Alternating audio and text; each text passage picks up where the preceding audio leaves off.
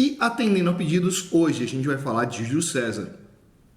E o Mário? Que Mário? Aquele que te come.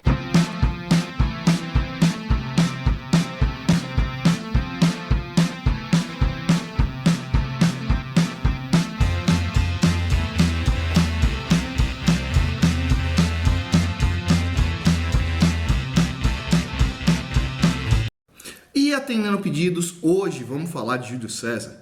Pois é, né? Tem gente pedindo aí para que a gente comece a falar de Júlio César, comece a falar até do Império, mas para chegar nisso aí temos que passar por uma galerinha, né? Se você não acompanhou aí os vídeos que eu tô falando sobre essa crise da República Romana, como é que isso aí vai chegar no Império Romano, aqui ó, links para você, né? Acompanha lá os outros vídeos que eu passei já sobre o que foi essa crise da República Romana, começando lá nas Guerras Púnicas, e hoje vamos falar aí até o primeiro triunvirato romano. Então vamos lá, o que acontece? Percebe pelo que a gente estava falando aí, que Roma não estava numa das situações mais agradáveis, né? A população estava bastante insatisfeita, existia uma série de conflitos sociais, principalmente partindo das camadas mais pobres. Cara, depois da morte dos irmãos Graco, o Tibério e o Caio Graco, a crise romana ficou pior ainda, né? Começa a surgir um bando de conflito, rebelião, aparece lá a primeira grande rebelião de escravos da história romana, que é a rebelião de Espartaco. O negócio tava ficando bem feio. Pois é, cara, o que vai ser a reação quase que espontânea dessa população? Essa população vai começar a procurar segurança. E vai procurar segurança em torno de quem? Principalmente de grandes generais. Então, os generais que tinham ali algum reconhecimento no meio da população devido ao que eles fizeram, a quais foram seus projetos, a quais foram suas conquistas, vão começar a ganhar apoio popular e alguns deles vão começar a entrar dentro do ramo da política, a participar lá das magistraturas, e o primeiro deles é um cara chamado Mário, né? Mário, né, tá nessa categoria dos grandes generais, e o Mário era um cara que entendia o funcionamento de Roma mais ou menos no ritmo que os irmãos Graco estavam pensando. Que a ideia era o quê? Cara, se a plebe não tiver feliz, essa plebe, que é a maior parte da população romana, vai se rebelar e vai gerar problemas sociais muito graves em Roma. Então vamos satisfazer a plebe, né, para garantir a sobrevivência de Roma como um todo, não apenas dos patrícios. E qual que vai ser a ideia dele? Bom, vamos regulamentar aqueles locais onde a plebe está mais presente. E o que era isso? O campo e o exército, né? Vamos começando partindo do exército. Qual que vai ser o pensamento do Mário? Primeiro, vamos garantir ali que quem tiver como membro do exército romano seja um funcionário regular, né? Não seja simplesmente um mercenário.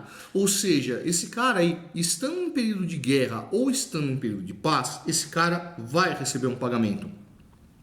Mesmo que esse pagamento não fosse grande coisa, mas garantisse a sobrevivência dele, né? Então, se você faz parte do exército, você recebe um pagamento regular, né? Aliás, o pagamento regular feito em sal, daí salarium, né? Então esse pagamento era feito para o cara e o cara conseguia se manter. Só isso? Não. Garantiu para todo esse pessoal aí que eles tivessem garantia nos espólios de guerra. Ou seja, teve um ataque, teve um saque, né? Teve uma guerra contra algum outro território na fronteira de Roma. Perdão. Se conquistou esse território, então o que foi saqueado nisso aí, todo mundo ia ter direito a uma porção. Óbvio que os generais, os comandantes de tropas, eles vão ter alguns privilégios, vão ter a primeira escolha do que foi o material que vai ser pilhado dentro desse saque aí, mas todo mundo teria direito de se apropriar de alguma coisa, de se apropriar de algum resquício que estivesse ali. E o Mário traz mais uma ideia, que era o quê?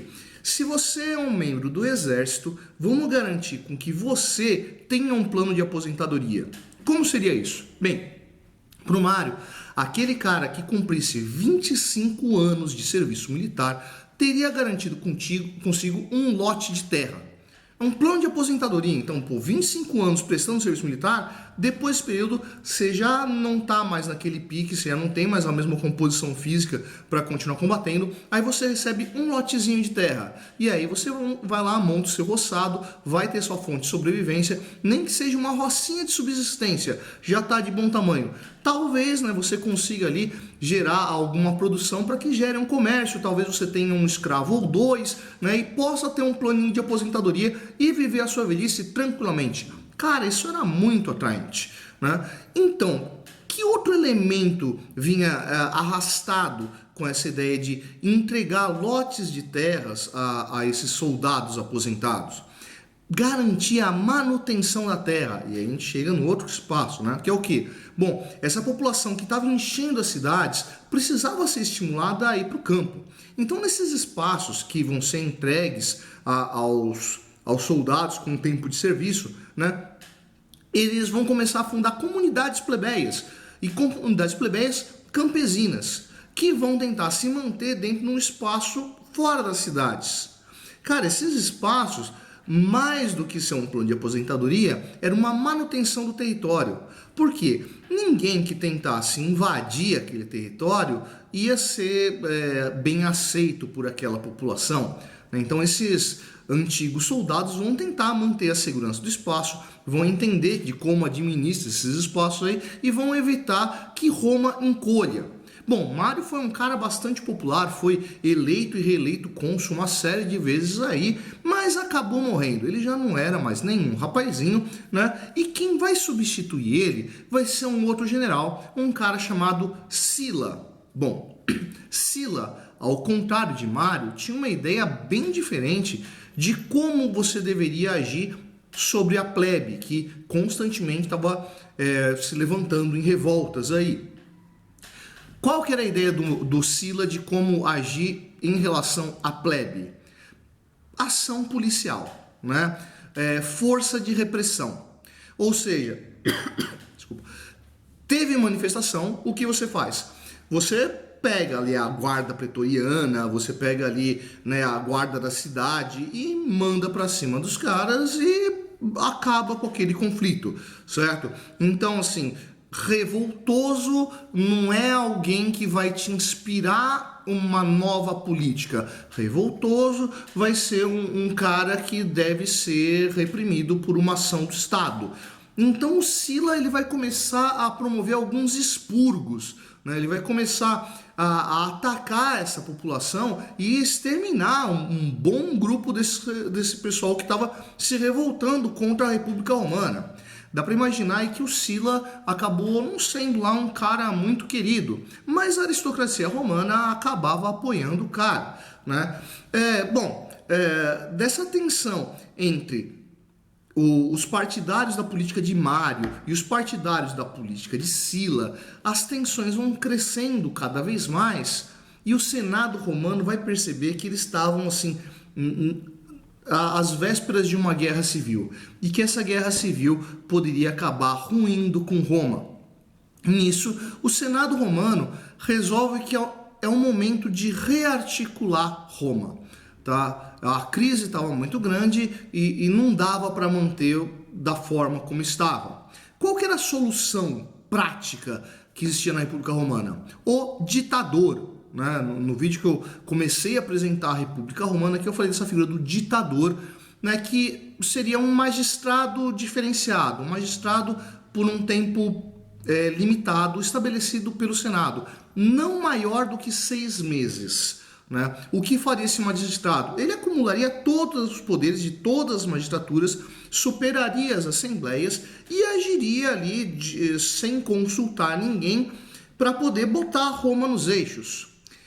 Pois é, o Senado já tinha percebido que tentar botar um ditador num período inferior a 6 meses não era tempo suficiente para botar Roma nos eixos. Né? Roma estava numa crise muito grande e um período tão curto não ia solucionar. Era necessário pensar de uma outra forma. E qual foi essa outra forma? Foi o triunvirato. O que é o triunvirato? O triunvirato vem de 3, né, ao invés de um ditador acumulando todo o poder em si, se nomeariam 3 triunviros. E esses triunviros fariam o papel do ditador, ou seja, acumulariam ali todas as magistraturas, né, ignorariam parcialmente lá as assembleias e atuariam lá como governantes, acumulando todo o poder em si. E, ao contrário do ditador, não tinha um prazo delimitado para poder durar o triunvirato, né? O triunvirato duraria o tempo para solucionar a crise, né? E quem foram os escolhidos para ocupar esse cargo de triunviros? Bom, vamos lá, vamos vendo quais são os 3. Primeiro, um cara chamado Crasso, né?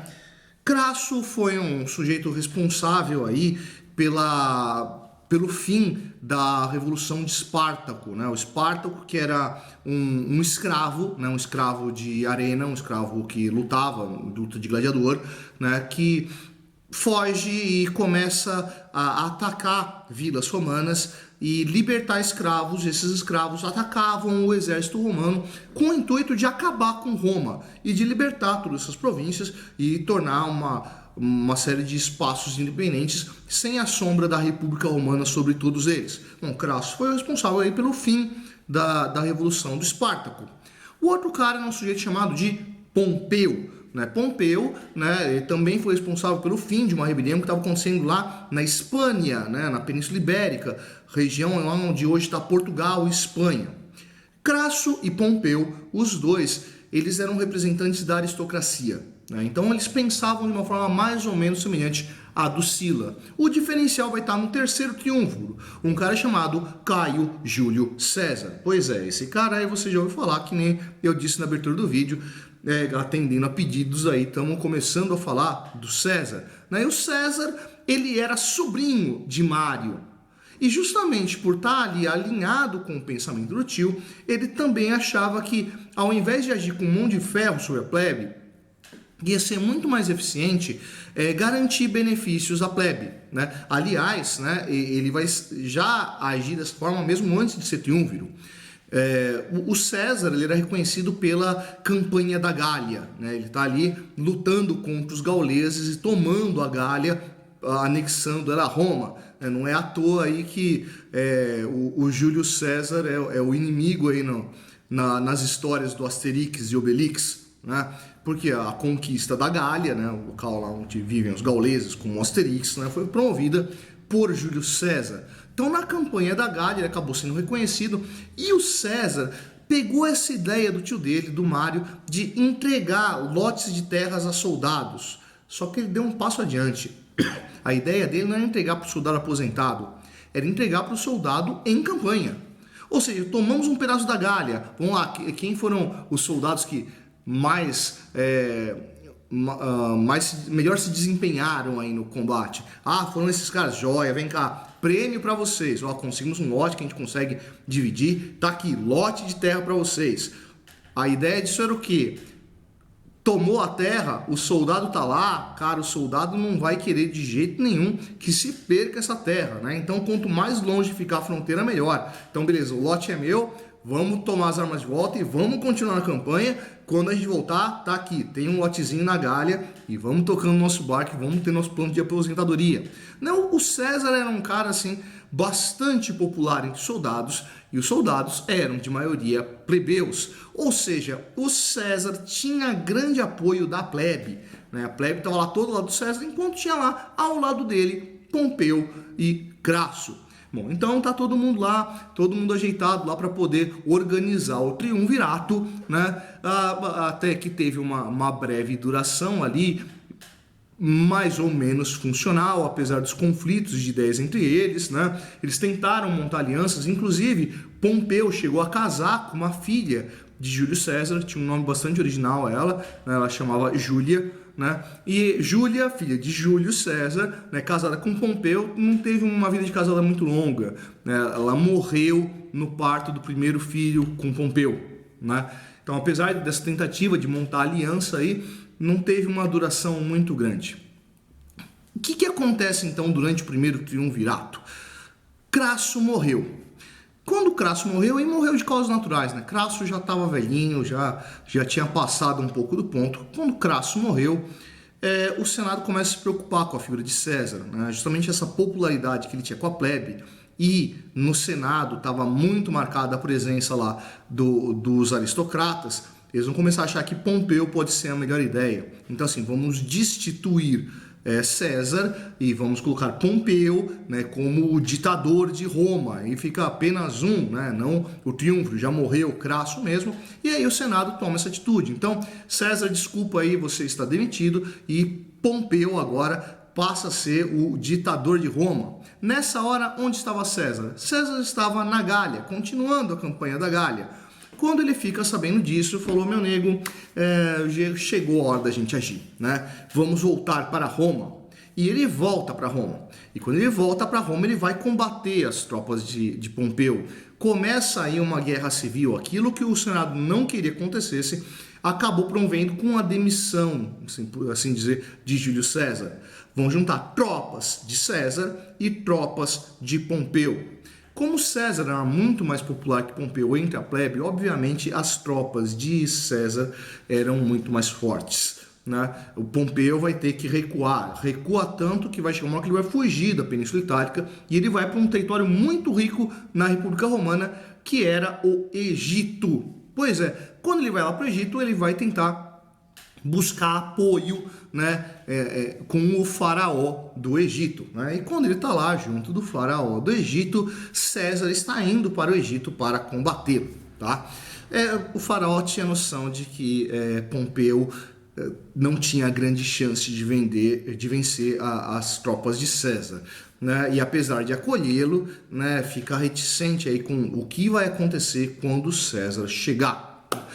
Mas o faraó, ele enfrentava um outro problema político, que era o quê? Era a irmã mais velha dele, que insistia em querer ocupar o trono. Afinal de contas, ela era a filha mais velha e ele era o filho, o homem mais velho, que ainda era muito jovem, né? O nome dessa irmã do faraó era Cleópatra, né? Você já deve ter ouvido falar dela, né? Cleópatra é uma mulher bastante sagaz, que quando percebe lá que César chegou no Egito, né, resolveu montar uma aliança com César, né? Aliás, a primeira aparição de Cleópatra para César é extremamente teatral, né? Dizem lá os relatos que uns serviçais de Cleópatra foram levar para César um presente, né? Um presente de Cleópatra, né, ao grande cônsul de Roma que estava chegando lá, um tapete, e jogaram um tapete lá para ele, e quem estava dentro do tapete? Cleópatra, né? No filme Cleópatra, essa cena é fantástica, que repete esse evento aí que a gente não sabe mesmo se aconteceu ou não, mas segundo os relatos foi assim que ela se apresentou para Júlio César. Júlio César gostou do presentão que chegou lá para ele e falou: não, beleza, vamos apoiar Cleópatra e vamos combater Pompeu, né? Pompeu é a nossa principal preocupação. O irmão de Cleópatra, percebendo que o reinado dele estava por um fio, né, resolveu fazer o quê? Vamos agradar César também. E fez o quê? Decapitou Pompeu e mandou de presente para César a cabeça de Pompeu, esperando que, olha, matei o seu inimigo, né? Você tem que gostar mais de mim do que você gosta da minha irmã. César não gostou nem um pouco disso, porque ele pensou: caramba, como é que esse governante de uma província romana mata um cônsul de Roma? Isso não foi uma boa ideia, né? Como isso não foi uma boa ideia, o que César faz? Manda matar o faraó e proclama Cleópatra VII, né, rainha do Egito, e estreitou os laços ali, deixou Cleópatra e volta para Roma. Quando ele volta para Roma, Pompeu está morto, e quem sobrou do triunvirato? Apenas eles: Caio Júlio César. Bom, César muitas vezes é chamado de primeiro imperador de Roma, mas ele nunca foi imperador de Roma, tá? Ele jamais assumiu um título como esse, porque ele sabia que qualquer coisa que relacionasse ele com algum tipo de monarquia poderia gerar uma reação popular. O que ele fez? Ele se nomeou ditador vitalício de Roma, que na prática virou um monarca, né? Mas o título de imperador vai caber ao sobrinho neto dele, Otávio. Bom, o reinado de César aí não vai dar pra gente completar essa aula que já durou bastante. Vamos ficar para uma próxima aula. Mas aí, curtiu a aula de hoje? Aprendeu mais alguma coisa? Se curtiu, vai lá embaixo, dá um curtir. Não curtiu, vai lá embaixo, dá um discutir. Deixe sua dúvida, deixe sua opinião. Essa foi a Projeto Cetônio. Eu sou o professor Fábio. E você, meu nego, você deveria estar estudando.